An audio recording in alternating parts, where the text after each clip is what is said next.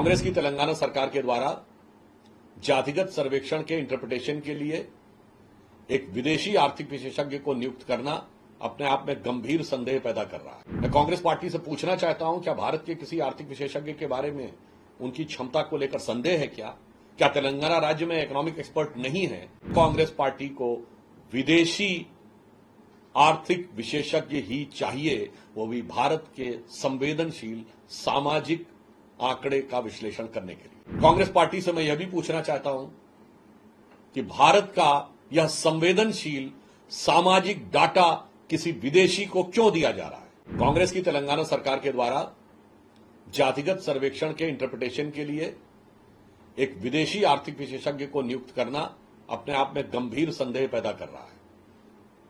मैं कांग्रेस पार्टी से पूछना चाहता हूं, क्या भारत के किसी आर्थिक विशेषज्ञ के बारे में उनकी क्षमता को लेकर संदेह है? क्या तेलंगाना राज्य में इकोनॉमिक एक्सपर्ट नहीं है कि एक फॉरेनर टॉमस पिकेटी को ही उनको चूज करना पड़ा? क्या भारत में आर्थिक विशेषज्ञों की कमी है और एक से एक भारतीय प्रतिभा संपन्न होकर विश्व के बड़े बड़े पदों पर हैं? तो क्यों कांग्रेस पार्टी को विदेशी आर्थिक विशेषज्ञ ही चाहिए, वो भी भारत के संवेदनशील सामाजिक आंकड़े का विश्लेषण करने के लिए? कांग्रेस पार्टी से मैं यह भी पूछना चाहता हूं कि भारत का यह संवेदनशील सामाजिक डाटा किसी विदेशी को क्यों दिया जा रहा है? कांग्रेस पार्टी से मैं यह भी पूछना चाहता हूं कि जिस व्यक्ति को आप दे रहे हैं, उस टॉमस पिकेटी के बारे में यह कहा जाता है कि वो जिस मॉडल के आधार के ऊपर इकोनॉमिक इनइक्वालिटी का विश्लेषण करते हैं, उस पर विदेश में भारी आलोचना हो चुकी है। उनके टैक्स मॉडल के आधार पर वेतनभोगी वर्ग को, मध्य वर्ग को भारी नुकसान होने की संभावना है, क्योंकि भारत में तमाम ऐसे वर्ग हैं जिन पर टैक्स नहीं देते, टैक्स की छूट रहती है।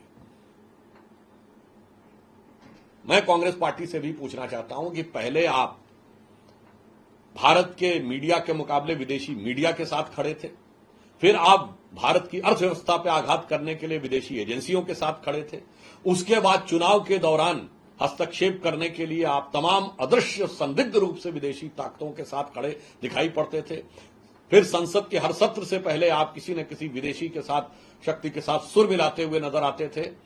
अब आप भारत के संवेदनशील जातिगत व्यवस्था के ऊपर एक विदेशी को इन्वॉल्व करके भारत में क्या करने का ख्वाब पाल रहे हैं, हमें इसका जवाब चाहिए। कांग्रेस पार्टी से मैं यह भी पूछना चाहता हूं कि आपको विदेशियों के ज्ञान के ऊपर ही इतना भरोसा क्यों है? ये ब्रिटिश उपनिवेशवादी मानसिकता से कब बाहर आएंगे कि भारतीयों की क्षमता पर भरोसा क्यों नहीं है? आप हर भारतीय क्षमता पे, आपने डिफेंस प्रोडक्शन में विरोध किया, प्रोडक्ट लिंक इक्विटी स्कीम पे विरोध किया, आपका कहना था कि भारतीय डिजिटल ट्रांजैक्शन नहीं कर सकते, वो करके तो भारत के वैक्सीन पर आपको भरोसा नहीं था। तो मैं पूछना चाहता हूं, भारत की क्षमता और प्रतिभा पर भरोसा न होकर विदेश पे भरोसा कब तक रहेगा? तो मैं कांग्रेस पार्टी से कहना चाहूंगा कि अपने वतन पर सदियों तक है रही हुकूमत गैरों की, लेकिन कुछ चेहरों पर अब तक धूल है उनके पैरों की।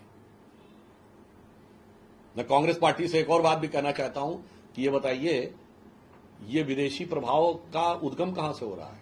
2021 में डिसमेंटलिंग ग्लोबल हिंदुत्व कॉन्फ्रेंसों के द्वारा, या विदेश की एक हेनरी लूसी फाउंडेशन जिसने 2021 में कहा था कि हिंदू मेजॉरिटिज्म को कैसे कंट्रोल करना है, या जिन्होंने कहा था इसके लिए कास्ट का इश्यू उठाना है, या कैम्ब्रिज एनालिटिका के मॉडल के आधार के ऊपर करने का प्रयास है, और या फिर आप जिस प्रकार की चीजों के साथ इन्वॉल्व दिखाई पड़ रहे हैं, या फिर भारत के इलेक्टोरल रोल को बढ़ाने के लिए, तो आज कांग्रेस पार्टी से हम पूछना चाहते हैं किन किन क्षेत्रों में कितना कितना आप विदेशी हस्तक्षेप कर रहे थे पहले, अब सत्ता में आकर उसको संवैधानिक रूप क्यों प्रदान कर रहे हैं? ये देश के लिए एक खतरनाक सवाल है।